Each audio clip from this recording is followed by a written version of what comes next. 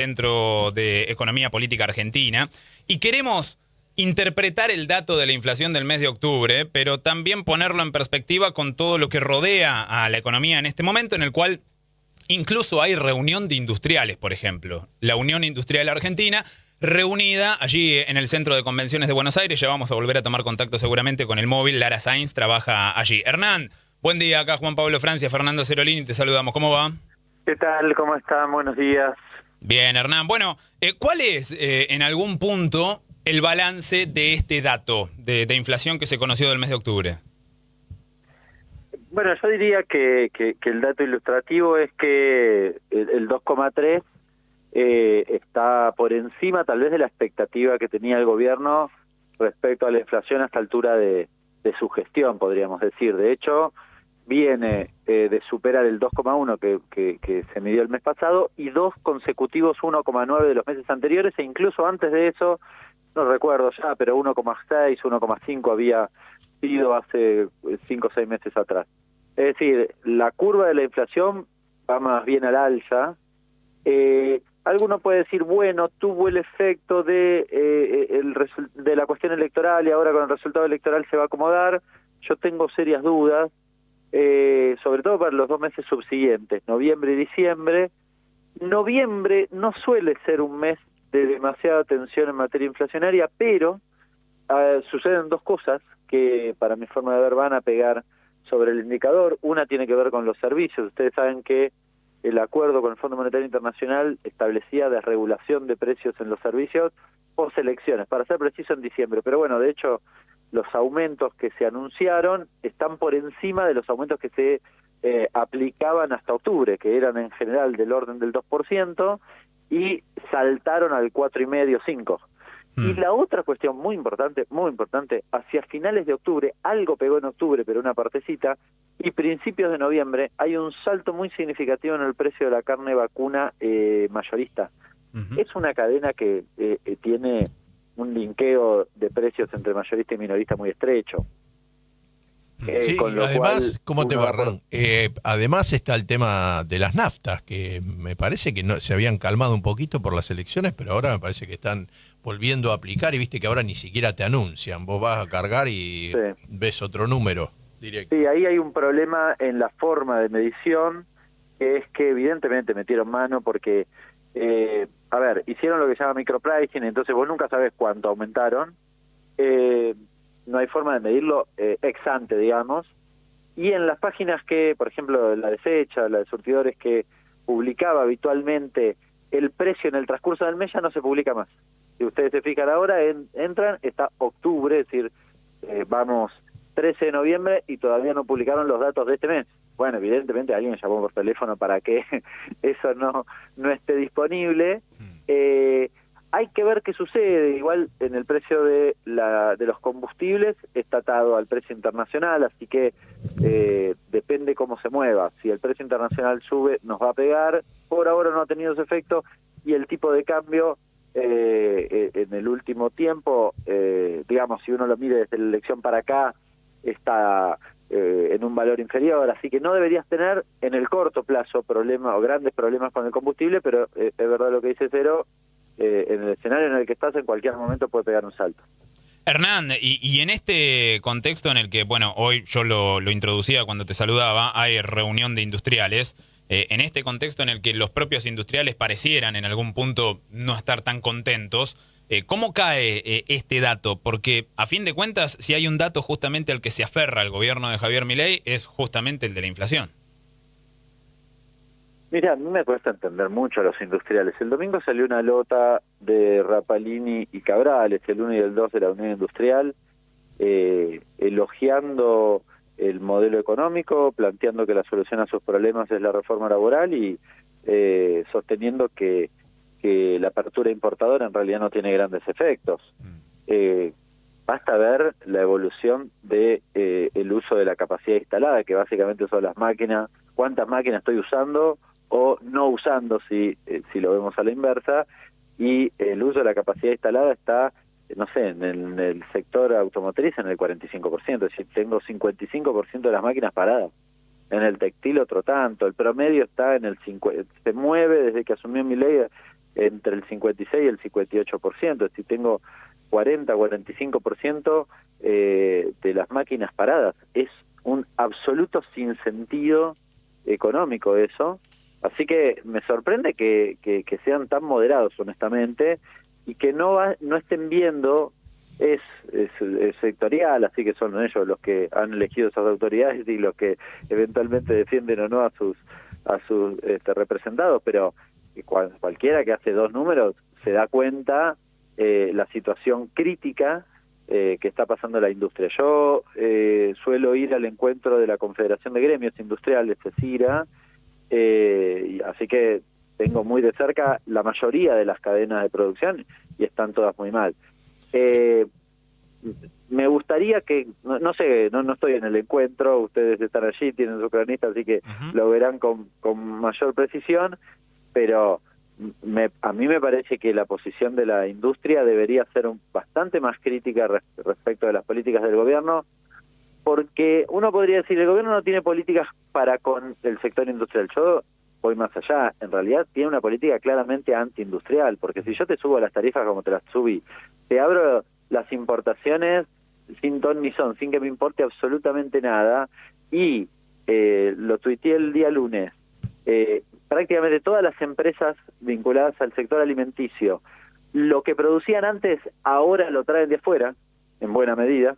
No sé, la tonadita que antes no importaba, ahora importa lácteos, se dedica a lácteos, y no importa lo que debería producir acá, que se supone que somos el supermercado del mundo. Y además son de Córdoba, ¿no? Tonaditas de Córdoba, creo. Sí, y eso no les hace ruido, bueno, no sé, el día que estén todos muertos tal vez hacen un encuentro, yo qué sé. Escúcheme, Lerner, a ver, Lecher, mire, salió Lerner, podemos poner un tema Lerner. Escúcheme una cosa, Lecher, no, pero las letras pero anda por ahí. Son parecidas. Escúcheme una cosa, dígame esto, el Fondo Monetario le dio un perdón al gobierno a mitad de año, le dijo, bueno, te perdonamos esta, pero de acá a fin de año me tenés que juntar esta cantidad de dólares, tenés que quedar con estas reservas negativas en 4.000, menos de 4.000 negativas, más de eso no. Y bien, resulta que estamos como en 12.000, no sé, 12.500, 13.000, no compraron ninguno de los dólares que prometieron. Por lo menos en los papeles, el fondo va a tener que escribir algo, va a tener que decir algo, porque digo, hay un momento que nos enteramos ayer por Scott Bessent que se puso en funcionamiento el swap, porque usted anda buscando todavía el oro que se llevaron, no logra dar con él, pero ahora resulta que no damos ni con el swap. Digamos, ¿qué cambió la manera de informar? ¿El ministerio puede hacer cualquier cosa y no informar nada, no saberse nada? ¿Y faltan los dólares? ¿Cómo es? Bueno, evidentemente han inaugurado una nueva etapa donde ni el Ejecutivo ni el Banco Central te informan ninguna cosa. Es decir, nosotros Bessent dice, sí, yo gané. Y si no sabemos ni a cuánto compraste, ni a cuánto vendiste, me refiero a pesos, ¿no? La lógica de ellos. Y tampoco sabemos, más grave aún, tenemos confirmado que los pesos, mientras estaban, los pesos que compró Bessent, mientras estaban acá, los dejó en el Banco Central, en un título, en una letra. ¿A qué tasa? ¿Qué tipo de letra? ¿Qué era? ¿Dólar link? ¿Cuál era?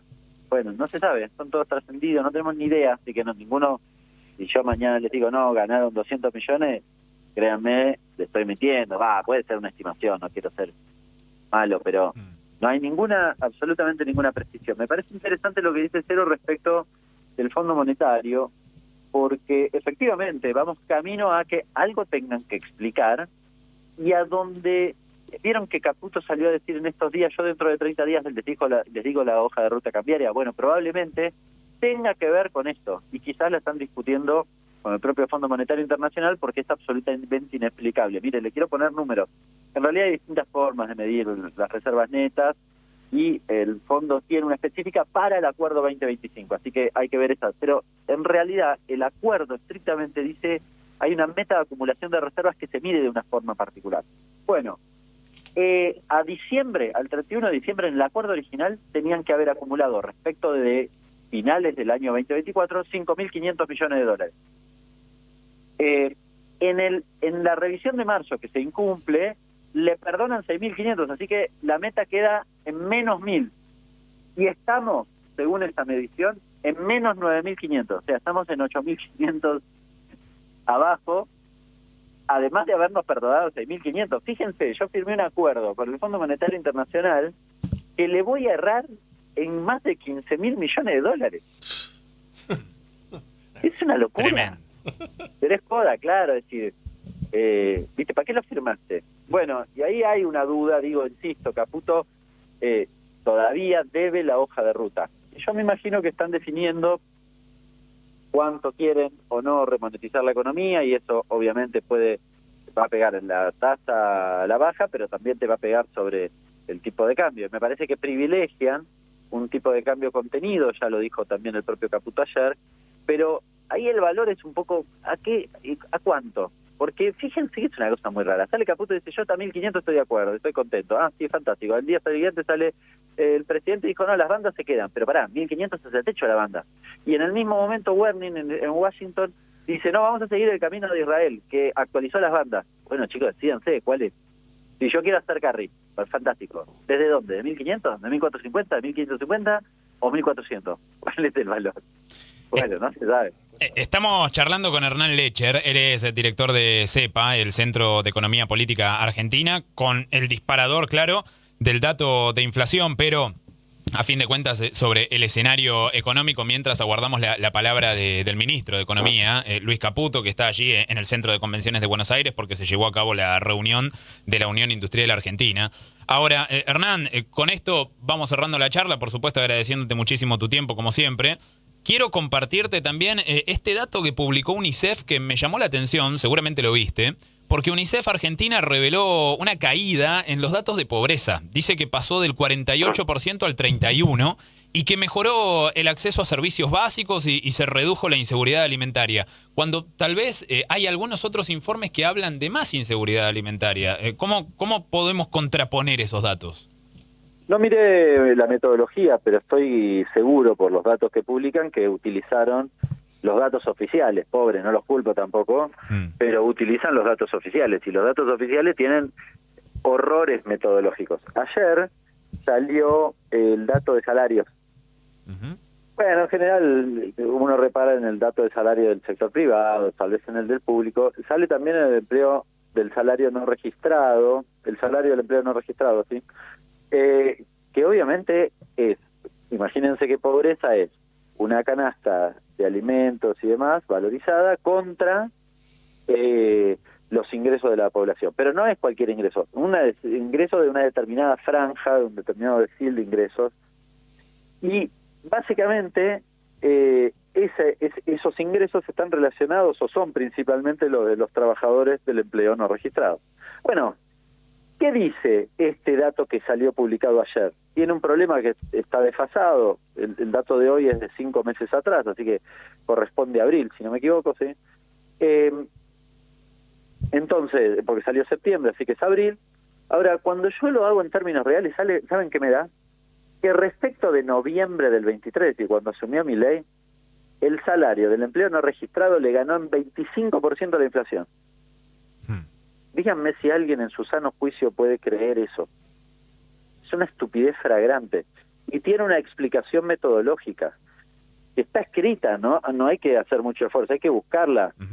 Insisto, pobre lo de UNICEF, porque claro, agarran los datos oficiales y calculan. Claro. Pero calculan huevadas porque, y efectivamente es así, insisto, le dejo el asterisco de no haber leído la metodología, así que sepan disculpar, no he tenido tiempo, pero por los datos intuyo, y además porque es un organismo internacional que, bueno, ¿qué va a sacar? ¿De dónde va a sacar los datos? ¿Va a venir acá a medir, a preguntarle a la gente? No, claro. No tiene sentido, va a tomar los datos oficiales. Bueno, con los datos oficiales te da eso. El problema, que insisto, los datos oficiales dicen que el salario del empleo no registrado a abril de este año le ganó en 25 puntos a la inflación respecto de noviembre del 23, una estupidez flagrante. Insisto, ¿cuál es el cambio metodológico? Bueno, está escrito, hay que encontrarlo. El INDEC agregó 15 preguntas más en lo que se llama encuesta permanente de hogares. Bueno, de hecho, fíjate, Hernán, UNICEF Argentina en este informe lo que dice, por ejemplo, es que las familias que debieron restringir comidas bajaron del 52% al 30%, eso lo dice UNICEF Argentina, claramente, como nos contás vos, basándose en información oficial. Y agrega de todas maneras, discrimina en el informe, dice, no obstante, por ejemplo, el endeudamiento familiar representa un desafío. Bueno, claro. la proporción de hogares con deudas aumentó del 23 al 31. Es pero decir, compraron mejor comida. Comprás más comida, pero debes más guita, claro. Perdóname, Hernán, ¿quién sumó esas preguntas que decís vos? ¿Pero en qué momento lo hizo? ¿Labaña, Marco Labaña?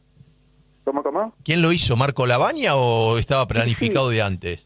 No, lo hizo Marco Labaña, pero no es, a ver, estrictamente, no está mal porque es una corrección en la percepción del ingreso en el sentido correcto. El problema es que hace incompatible la comparación con lo previo. Para poner un ejemplo que es así, posta, es una de las cosas que sucede. Hace 2 años atrás te preguntaban, bueno, a ver, ¿cuál es tu ingreso? Bueno, mi ingreso, ¿laburaste en la última semana? Sí. Bueno, ¿te pagaron algo? Sí, me pagaron esto. ¿Registrado? No. Ah, bueno, ok. Y ese era el valor. Entonces el comportamiento del salario del empleo no registrado era muy parecido al salario mínimo. Muy parecido. Tiene de hecho un linkeo con un R cuadrado del 99,6. 100% de linkeo. Ahora, hoy es distinto. Van y le preguntan, le hacen la misma pregunta, pero después le dicen, pará, ¿y tenés ingreso por la tarjeta alimentar? Sí, también la cobro. Entonces ingresan ese valor, pero antes no te lo preguntaban. ¿Se entiende? Claro. Es muy fácil la pensión no contributiva. No le preguntaban, no, ahora sí. Y bueno, pero maestro, pero ahí hay un problema que antes probablemente también la cobraba. Y no lo decían porque no se lo preguntaban. Claro. Desastre. Hernán. La explicación de por qué te da perfectamente bien y por qué se da esta cosa que no es inexplicable, que la gente consume menos alimentos, está súper recontra endeudada, pero sale de la pobreza, una cosa mágica, ¿no? Claro.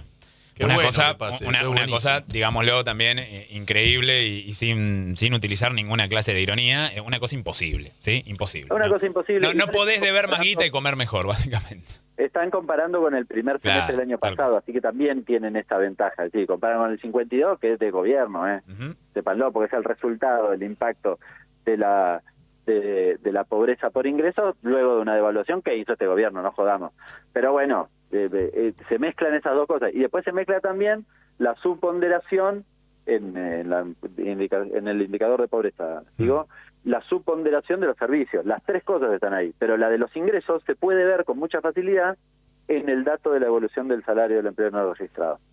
Hernán, muchísimas gracias por este ratito, de verdad. Abrazo grande. Abrazo a vos. Hernán Lecher, director de CEPA, Centro de Economía Política Argentina, sobre el dato de la inflación, es cierto, pero también respecto de todos esos